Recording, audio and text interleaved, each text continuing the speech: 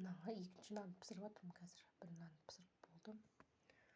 Бір нан пісіріп қоймай бітіп. Балалар түнді күндіз жейміз. Мына нанды күнін біреу паласты көрдіңіздер ме? Осы паласты бар ғой. 50 жыл болды ғой тұрғанына. Осыны лақтыр дейді да маған. Қайта келсің лақтыр дейді. Мынау ғой қыста аяққа жылы. Ол жаңасы басқа палас келмей, мынаны лақтырмайсың ғой ескісін. Содан мен айтайын, алдыңғы жылы қыста тоңып шықты ғой арқам. Көрпенің аздығынан. Сол көрпе алып жатырмын. Көрпе дегенді алмаппын ғой мен осы күнге дейін.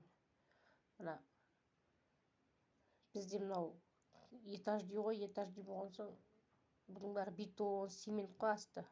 Қар қалай жауады, қар түседі, суиды мынау, тастай болады. Содан кейін мынаған нетесің мынаны, не деуші еді.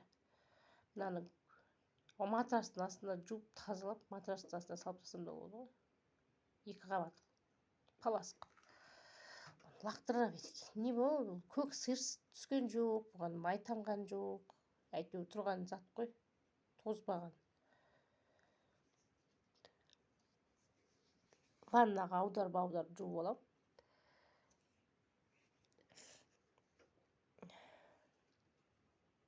Сосын су әбден неткеннен кейін нетемін ғой, жайып қоямын да. Сосын барып кеп қалады менде паласы. Шықтай болып бір күн шықса болды.